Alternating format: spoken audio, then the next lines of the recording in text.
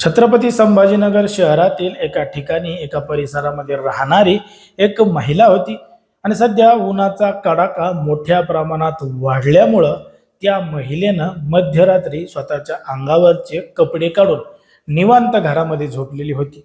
कारण की उकाडा मोठ्या प्रमाणात होता, गरमी होत होती, म्हणून त्या महिलेनं कपडे काढून झोपायचं ठरवलं होतं आणि ती घरामध्ये त्या पद्धतीने झोपली होती.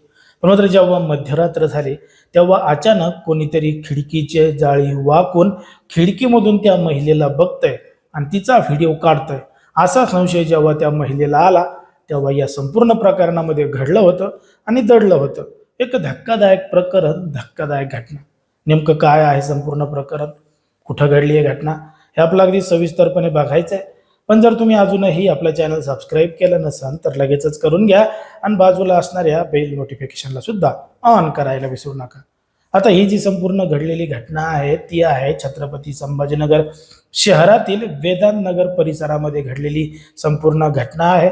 आणि या ठिकाणी या परिसरामध्ये राहणारी एक महिला 6 मे 2026 रोजी मध्यरात्री स्वतःच्या अंगावरचे कपडे काढून घरामध्ये झोपलेली होती. कारण की उन्हाळा आहे, मोठ्या प्रमाणात गरमी होतीये, म्हणून त्या महिलेनं अशा पद्धतीने झोपायचं ठरवलं होतं. आता घरामध्ये कोणी नसल्यामुळे त्या महिलेनं तसं ठरवलं होतं. परंतु जेव्हा मध्यरात्र झाली होती तेव्हा अचानक तिला जाग आली. तेव्हा समजलं की खिडकीतून तिला कोणीतरी लपून पाहतंय आणि तिचा व्हिडिओ आणि फोटो सुद्धा काढतंय.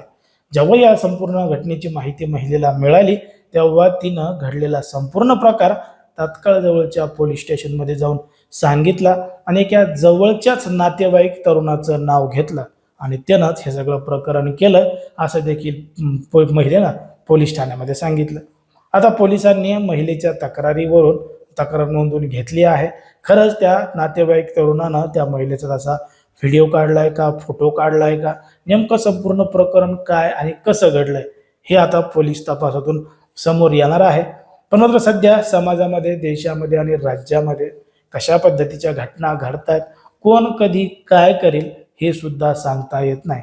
त्यामुळं या संपूर्ण घडलेल्या घटनेवर तुम्हाला काय वाटतं हे अगदी स्पष्टपणे कमेंटमध्ये सांगा. कारण की कोणाच्याही भावना दुखवणं, कोणाचंही मन दुखवणं हा आपला उद्देश नाही. समाजामध्ये जे घडतंय आणि मीडियामध्ये जे दिसतंय तेच सांगायचं काम आपण या ठिकाणी करत असतो. लोकांना सावध आणि सतर्क राहण्याचं सुद्धा आवाहन करत असतो.